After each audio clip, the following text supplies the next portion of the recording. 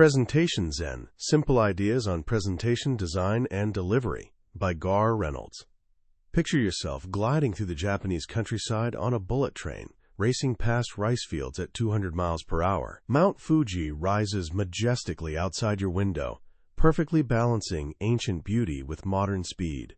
In your hand sits a bento box, that traditional Japanese lunch that's almost too pretty to eat. Every element has its place. Nothing is crowded. Nothing is wasted. It's a tiny masterpiece of purpose and elegance. Now glance across the aisle. There's a businessman hunched over a tower of printed PowerPoint slides, and he looks miserable. Each page is a dense jungle of microscopic text, competing bullet points and logos squeezed into every available corner. It's visual chaos. You can practically feel the confusion radiating off those pages like heat from a fire. This really happened to Garr Reynolds. And sitting on that train, staring at the contrast between his elegant bento and those tortured slides, something clicked. A question formed in his mind that would eventually reshape how millions of people think about sharing ideas. Why can't our presentations be more like this bento box? Welcome to Billionaire's Bookshelf. Today we're unpacking a modern classic that's become essential reading for anyone who needs to communicate. Presentation Zen, Simple Ideas on Presentation, Design, and Delivery. But here's the thing. This isn't just another how to make prettier slides manual. It's about thinking clearer, connecting deeper, and actually mattering to the people you're talking to.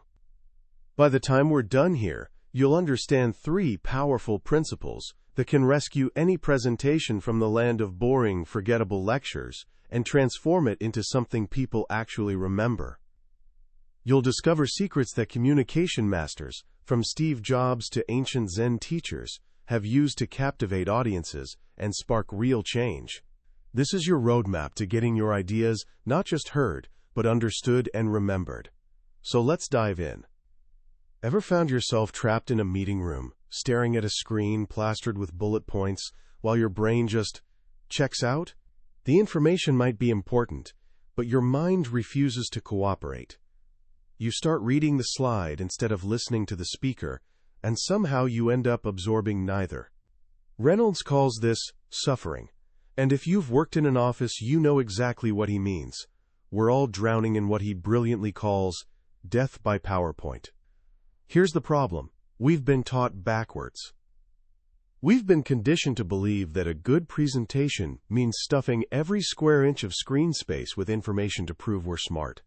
We lean on software templates that push us toward bullet points instead of stories. We treat live talks like written reports, completely missing that these are 2 wildly different animals. The Presentation Zen approach flips all of this on its head. It's not a rulebook or a software tutorial. It's a mindset shift, a new lens for seeing.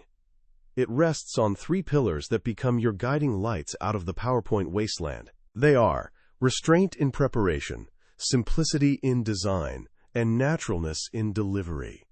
Let's unpack what each of these actually means in practice. Part 1. The art of preparation, the power of restraint. Here's something that might surprise you. Creating a great presentation doesn't start with opening PowerPoint or Keynote. In fact, that's where things usually start going wrong. Your journey begins by stepping away from your computer entirely. Think about what happens the second you launch that software. You're immediately boxed in. The program demands a title, then bullet points, then more bullet points. Before you've had a single original thought, the software is already shaping your thinking, channeling you down its predetermined path. The Presentation Zen way says, go analog first. Find a quiet corner.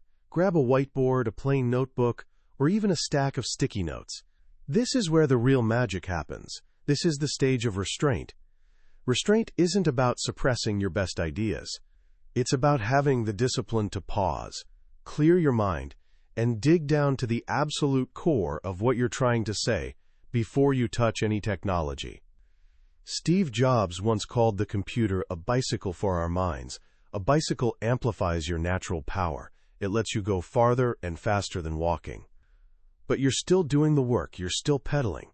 Too often, we treat presentation software less like a bicycle and more like a self-driving car that whisks us down the highway of boring templates without our input.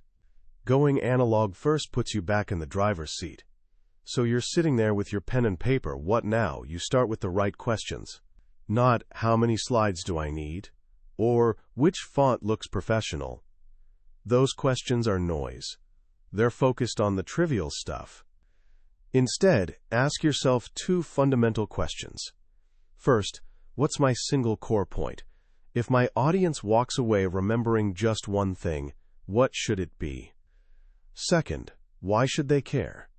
That second question is where most people faceplant. You might be an expert on your topic. To you, it's obvious why it matters. But your audience isn't living in your brain. You need to connect your message to their world, their concerns, their needs. Reynolds calls this breaking through the curse of knowledge, that inability to remember what it's like not to know what you know. Want to test if your core message is clear enough? Try the elevator test. Imagine you step into an elevator with the exact person who needs to hear your idea. The doors close. You've got 30 seconds before they open again. Can you explain your concept and why it matters in that time? If not, your message isn't clear enough yet. Keep refining, keep simplifying, keep asking yourself, so what? Once you've nailed that crystal clear core message, here's another act of restraint that seems backwards but changes everything. Create a detailed handout. Wait, what? Why would you create another document? Here's the genius. A good handout liberates you. Most awful presentations suffer from what Reynolds calls the slidegement, that tragic hybrid trying to be both a slide deck and a document. People attempt to make their slides do double duty, work as a visual aid during the live talk, and serve as a standalone document afterward. The result? It fails spectacularly at both. The slides are too cluttered for a live audience, and too disconnected to work as a readable document. Here's the truth. A good slide and a good document are completely different creatures. When you create a proper, detailed document, a real report with all your charts, data, and backup information, you free yourself from cramming all that stuff onto your slides. Now your slides can finally be what they were meant to be. Simple, powerful visual aids that enhance your spoken words instead of repeating them. That's the heart of restraint in preparation. It's about doing the hard work of thinking, simplifying, and focusing before you ever open the software, so that when you finally do, you're using it to amplify a message that's already sharp, focused, and powerful. Part 2, The Art of Design, the Beauty of Simplicity. Once you've nailed your core message and shaped your story, it's time to think about your visuals. And your North Star here is simplicity. Now, let's be clear about what simplicity means. This isn't about dumbing things down, it's actually the opposite. True simplicity comes from deep intelligence and crystal clarity. It's about creating maximum impact with minimum elements. Reynolds draws inspiration from Japanese Zen arts, where concepts like kanzo simplicity, shizen naturalness, and shibumi understated elegance are prized above all else. In these traditions, beauty isn't about adding more, it's about removing everything non-essential. A Zen garden isn't stunning because it's packed with 1,000 flowers. It's stunning because of how a few carefully placed rocks sit in a sea of raked gravel. That empty space, what designers call white space, is one of your most powerful tools. But most people are terrified of it. They see an empty corner on a slide and feel this overwhelming compulsion to fill it with a logo, some clip art, or another bullet point. But here's the thing. Empty space isn't wasted space. It's an active design element. It gives your content room to breathe. It guides the viewer's eye. It creates calm, elegance, and focus. When you embrace empty space, you're telling your audience, what I've placed here is so important. It deserves its own breathing room. So how do you apply this simplicity philosophy to actual slides? Here are some key principles to guide you. First up, the signal-to-noise ratio. This concept comes from engineering, but it's perfect for design. The signal is your actual message, the essential information you're trying to convey. The noise is everything else, the distracting backgrounds, the pointless 3D effects on charts, the corporate logos on every single slide, the decorative flourishes that add zero value. Your mission is to maximize your signal-to-noise ratio. For every element on your slide, ask yourself, does this help communicate my message? Does it add clarity? Or is it just noise? If it's noise, be brave enough to cut it. You'll be shocked at how much more powerful your visuals become when you strip away the clutter. This brings us to the second principle, the picture superiority effect. Decades of brain research have confirmed something we intuitively know. Our brains remember images way better than words. When you're speaking and your audience is simultaneously reading text on the screen, their brain is trying to do two things at once, and it can't do either one well. But when you're speaking and the screen shows a powerful, relevant image that reinforces your words, the two channels, visual and auditory, work in harmony. The message gets amplified. The memory sticks deeper. Instead of a bullet point, reading global warming is causing polar ice caps to melt at an alarming rate, show a stunning, heartbreaking photo of a lone polar bear standing on a shrinking piece of ice. Let the image create the emotional punch while your voice provides the context and facts. That's a message people won't forget. Finally, let's talk about 4 fundamental design principles that anyone can master. Reynolds calls them the Big Four: contrast, repetition, alignment, and proximity. Contrast means making different things look really different. Don't use 2 similar shades of blue. Use a bold, bright color against a dark, muted one. Don't use similar font sizes. Make your headline dramatically bigger than your subtitle. Contrast grabs attention and creates a clear focal point. Repetition creates unity. Use the same font, the same color palette, the same image style throughout your deck. This creates a cohesive, professional vibe and signals to your audience that all these slides belong together as one unified story. Alignment creates order. Nothing on your slide should look randomly placed. Every element should connect visually to other elements along invisible lines. When things align properly, the design instantly feels calmer, cleaner, and easier to process. Proximity is about grouping related items together. Things physically close to each other are perceived as belonging to the same group. This simple principle helps you organize information so your audience doesn't have to work to figure out what goes with what. These principles aren't rocket science, but when you apply them, when you maximize signal-to-noise ratio, harness the power of images, embrace white space, and use the Big Four to organize your content, your visuals transform. They stop being a crutch or a distraction and become a powerful, elegant partner in your storytelling. Part 3: The Art of Delivery, the Freedom of Naturalness. You could have the most brilliant message and the most gorgeous slides ever created, but if your delivery is flat, robotic, and disconnected, your presentation will still bomb. The third pillar of presentation Zen is naturalness. This is about being fully human, fully present, and genuinely connected with your audience. What does being present actually mean? Think about a master swordsman in feudal Japan. When facing an opponent, his mind isn't reviewing the technique he learned last week. He's not worried about winning or losing. His mind is completely clear and still, totally absorbed in the here and now. The Zen term for this state is Mushin no Shin, the mind of no mind.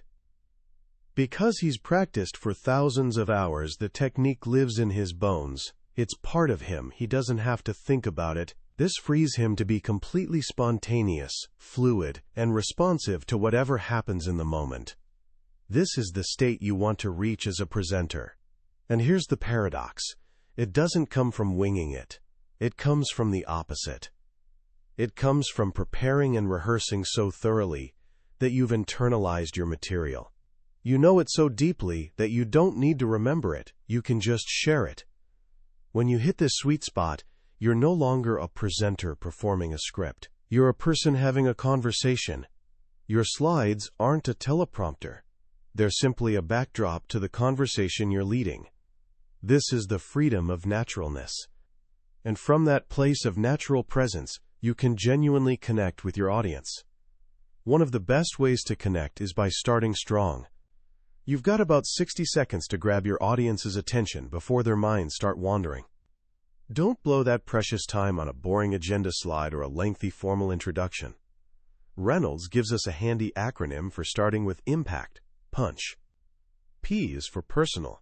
Open with a short, relevant personal story that connects to your theme. U is for unexpected. Say or show something that violates expectations and makes people sit up thinking, wait, what? N is for novel. Share brand new information, a surprising statistic, or a fresh perspective they haven't heard before. C is for challenging. Challenge a common assumption or ask a provocative question that makes them think differently. H is for humorous. Share a relevant, funny moment, not a canned joke, that creates a shared experience of laughter and connection. A powerful opening using punch creates immediate rapport. Once you've got that connection, your job is to maintain it through your physical presence. Step away from the lectern. A lectern is a barrier. It's a wall between you and your audience. Move around with purpose. Make genuine eye contact with real people. Don't just scan the room. Actually look into someone's eyes for a few seconds. Have a silent one-on-one moment, then move to someone else. Your voice should be conversational but energized. You're not chatting with a friend over coffee. You're sharing your passion with a room full of people. Let that enthusiasm shine through. Smile. Genuinely. Research on mirror neurons shows that when we see emotion on someone's face, our brains subconsciously mirror it. If you're genuinely excited to be there, your audience will feel that energy and reflect it back. Finally, here's a piece of Japanese wisdom that applies perfectly to presentations. Hara hachi bu. It means eat until you're 80% full. It's a longevity secret, but it's also a presentation secret. Most presentations are too long. They're stuffed with too much information, leaving audiences feeling bloated and overwhelmed. The best presenters know when to stop. They respect their audience's time and attention. No matter how much time you're given, aim to finish slightly early. Leave your audience satisfied, enriched with valuable ideas, and just a little bit hungry for more. That's the hallmark of a truly great performance. So let's circle back to that bullet train, the journey from cluttered, confusing slides to an elegant, satisfying bento box. That's the journey of presentation Zen. It starts with the restraint to find your core message. It continues with the simplicity to design visuals that clarify rather than confuse. And it culminates in the naturalness to deliver your message in a way that's authentic, connected, and genuinely human. It's not about becoming perfect. It's about learning to share your ideas in a way that honors both your audience's intelligence and your message's importance. When you step back and reflect on Presentation Zen, you realize this book transcends presentations. At its heart, it's a guide to creating clarity in a noisy world. We're living in an age of information overload, where everyone's fighting to be heard. The natural response for many is to shout louder, pack in more data, add more features, cram in more bullet points. But Garr Reynolds points to a different, wiser path. He suggests that in a world drowning in complexity, real power lives in simplicity. The most profound insight for me is this: simplicity isn't easy. It's not where you start. It's where you end up after hard work. Anyone can make something complicated. Creating something simple takes real effort, discipline, and courage. It requires understanding your subject so thoroughly that you can strip it to its absolute essence, then communicate that essence with elegance and grace. This applies equally to designing products, crafting presentations, or living your life. The Go Analog First philosophy is another gem. In our device-saturated world, the reflex is always to jump straight to the tool. But the best ideas rarely emerge while staring at a screen. They come in quiet moments, during walks, in the shower, while doodling in a notebook. This book reminds us that the most important tool for creativity isn't software, it's a quiet mind. So how can you start applying these ideas in your life right now? Here are 3 actionable steps. First, for your very next presentation, no matter how small, start by stepping away from your computer.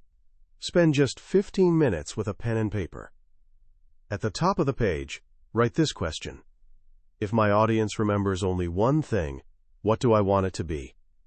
Don't move forward until you have a clear, simple answer. This single act will bring more focus to your communication than any other technique. Second, dig up an old presentation. Find a slide crowded with bullet points.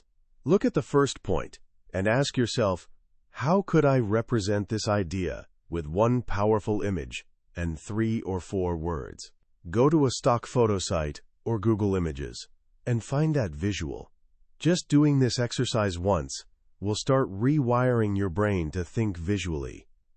Third, next time you speak in front of a group, even just an informal team update, consciously step out from behind any table or lectern. Plant your feet, look your colleagues in the eye, and speak from the heart rather than from notes. Focus on one thing only, making a genuine human connection. That's our summary of Presentation Zen by Garr Reynolds. We've covered the core principles today, but here's the truth. A summary is just the map. The real treasure comes from taking the journey yourself. The true magic of this book happens in those quiet moments when a particular story or simple image hits you in an unexpected way. This summary helps you decide if this book deserves your time and attention. If anything we've explored today resonates with you, if you feel drawn to communicate your ideas with more clarity and impact, I encourage you to grab a copy. Reading it isn't just about learning. It's an experience that can genuinely shift how you see the world and your place in it. You'll find a link to the book in the description below. Also, if you found value in this journey, please hit that like button and subscribe to the channel. It shows us we're on the right track and ensures you won't miss our next deep dive into another transformative book here on Billionaire's Bookshelf. Let's keep learning and growing together.